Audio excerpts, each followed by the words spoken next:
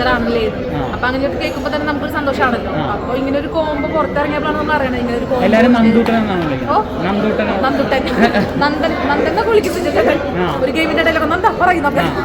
എന്തായാലും അവിടെ കണ്ടത് ഒറിജിനൽ ആയിട്ടുള്ള ഒരു ബന്ധം. അയ്യോ എന്ത് ചേട്ടാ അങ്ങനെ പറയണം, ഒറിജിനൽ ആയിട്ടുള്ള ബന്ധം തന്നെയാണ്. നമ്മളിപ്പോ പുറത്തിറങ്ങുമ്പോൾ ഞാനിപ്പോ തൃശ്ശൂരിൽ വരേണ്ട ആവശ്യമൊന്നും ഇല്ല.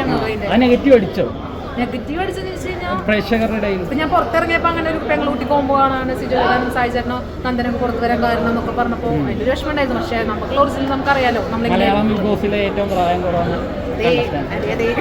കാണുമ്പോ പ്രായമൊക്കെ തോന്നി. ഞാൻ ഇപ്പൊ വലിയ അടുത്ത കമന്റ് ഇവൾക്ക് പ്രായം കുറവെന്ന് കുറച്ച് പക്വത പറഞ്ഞായിട്ട് തോന്നി. അപ്പൊ ഞാൻ ഇങ്ങനെ ചേട്ടാ ഓട്ടോമാറ്റിക് ഞാനിപ്പോ പുറത്ത് ഇന്റർവ്യൂക്കാരോട് ചോദിച്ചാൽ ഇന്റർവ്യൂ എടുക്കുമ്പോൾ തന്നെ പറയും പുറത്തും ഇങ്ങനെ അകത്തും ഇങ്ങനെ ആയിരുന്നില്ല, വ്യത്യാസമൊന്നുമില്ല. അങ്ങനെ വ്യത്യാസം എനിക്ക് ഇതുവരെയായിട്ട് തോന്നിയിട്ടില്ല. ബിഗ് പോയിട്ട് എന്താ മാറ്റം എന്ന് പറയാനായിട്ട് ഞാൻ എല്ലാ ഇന്റർവ്യൂവും പറയുന്നുണ്ടായിരുന്നു. ഇന്റർവ്യൂ എടുത്തവരൊക്കെ ടോപ്പ് 5 സിജോ ചേട്ടൻ്റെ പേരാണ് ഞാൻ പറഞ്ഞിട്ടുണ്ടായിരുന്നേ. പക്ഷെ ആള് ഔട്ടായി എന്ന് പറഞ്ഞപ്പോൾ ഒട്ടും വിശ്വസിക്കാൻ പറ്റിയില്ല. ഇപ്പോഴും അർഹതപ്പെടാത്ത കുറെ പേര് അവിടെ ഉണ്ടല്ലോ. വെളിപ്പെടുത്തിയിട്ട് ഞാൻ ഇങ്ങനെ അർഹതപ്പെടാത്തെന്ന് വെച്ചാൽ എല്ലാവർക്കും അർഹതയുള്ളവരാണ്. പക്ഷെ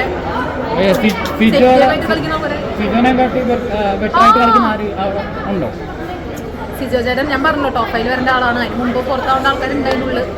അവരവിടെ നിന്നു.